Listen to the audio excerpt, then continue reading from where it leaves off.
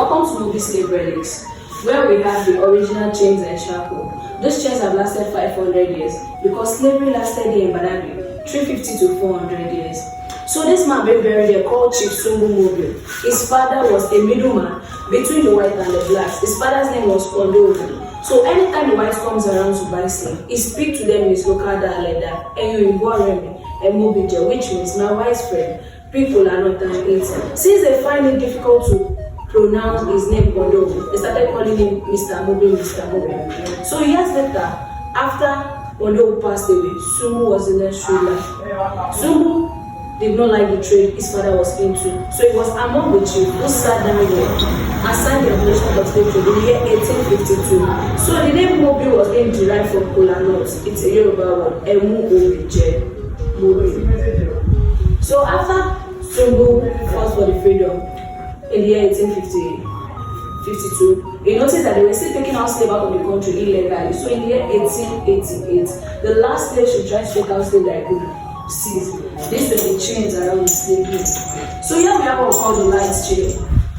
They use this for the children of the slave. They go around 2 children's head with this, 2 children's wrists with this. Take them far away from where their parents are walking so they won't disturb their parents during the walk. So here we have the ankle lock. 2 slaves are meant to go in with this on their ankle. And they lock this. Walking around with this all day and all night.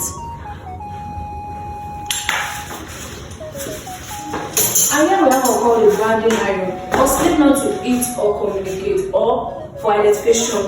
In the barrack, slave from different kinds of being kept there. And once they capture anyone as slave, he or she loses her identity. It's either she bear the name of the master or the name the master decides to give he or she. So for that reason, they throw the this into the fire. Once it's very low, if the master's name is Williams, for a male slave, they write the Williams boldly at the chest. For a female slave, at the back because of the breast. So most time when they go with this brand, most of them lose their life because of lack of treatment on this. They get infected and they lose their life. And also, for slave not to eat or communicate, they go with just perforate the up and lower lip, then pull out the lip from here, lock it this way. They believe once they lock it, they won't be able to eat or communicate. They believe once they are communicating, they can plan to recover against them, and they don't want things like that to occur. So now we have what we call the torture weapon. On stubborn slave, they force him this to the wrist. Most time it does not go down easily. What we call the torture weapon. They force this to the wrist for some stubborn slave or not really slave. And most time it does not go down easily. They need to break this bone here, force it down here, stand here or she on the platform, screw this off. Once this is very tight, they go to the platform, he or she standing on, and he or she will be dangling on the thin egg. And most times, some of them lose their life. But for the strong man that survives, they lose the ability to function with their hand. So here we have what we call the neck collar chain. Slaves are meant to try this on their neck for 18 hours. I think you like to feel what they went through. If you wish to. I'm on my way to. So they go around this on their neck 18 hours. So how many hours do you think you can go with this on your neck? I can only last 18 hours. So and the 18 hours is not that after the 18 hours they take off their neck. The 18 hours is the hours they use in doing stressful job in the farm. Not that after the time they take it off. The 18 hours is just being documented because of the hours they use in working on the farm. So here we have cowries. This is the money we spend during our forefathers before the white men came. But the white men see this as a means of exchange, or money is a means of exchange. So that's what led to trade by barter. So here we have a small canoe gun. A small canoe gun for 40 FTUs. This canoe gun. What are they using this canoe gun for? Fighting against themselves to capture one slave to sell out to the white men. A bottle of gin for 10 cedis. A bottle of this for 10 cedis? Yes. What is it? Water or what? Not like the bottle. With the drink. Oh. Not like this now. Just using this as a drink. Yeah. Okay. So these are artwork trying to pass out the message. She's a black African woman, dressed in a royal attire, but still having a chain on her neck. They're trying to tell us that during the slave era, it does not matter where you are. You can still be snatched and be captured and being sold out as a slave. So here we have what we call Ajogo. It's a royal musical instrument here in Badagry, being played by the wife and the chief during occasions like festival, coronation, etc. According to the readings of the song, they go in with this way.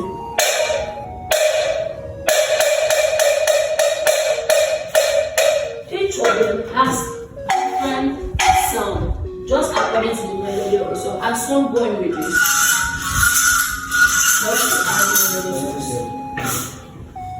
So here we have two types of slave. We have domestic and field slave.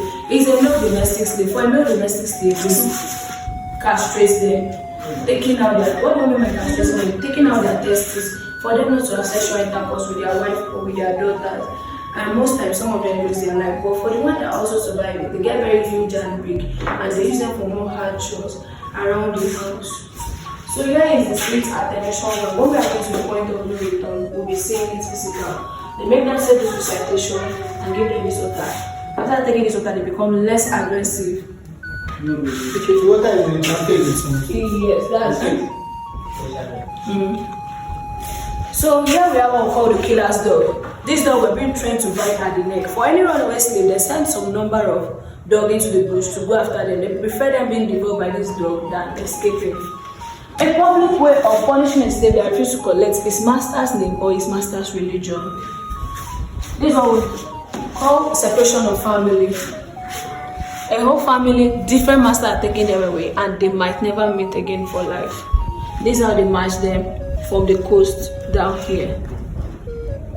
This is how they lie them at the ship. The master at the upper deck, while the slave at the lower deck.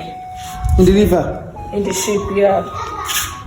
Like the ship has two faces. Okay. Up is for the master, the downside they pack them down packed together at the lower deck of the ship. So we have two slave ports. We have two slave coasts here in Nigeria, one in Calabar, one in Badagry. When we go here out of the country, the one in Calabar, people from the eastern part of Nigeria being captured, taken down to Calabar. Then the one here in Badagry, people from the interland, that's all the university keepers were being captured and brought down here to Badagry. So lastly here we have what we call the slave drinking pots. In an open field, they dig in a hole, fixing this pot, they fill it up with water. With their hand tied at the back, they go in like an animal, drinking from this. And most times, when they start drinking and the water start going, they are not struggling to drink from this, and the end of getting caught by this sharp edge. Blood, saliva, mucus will enter the water, but they have no choice but to still drink from this, because slaves are only allowed to eat and drink water once in a day. Once in a day? They are only allowed to eat and drink water once in a day.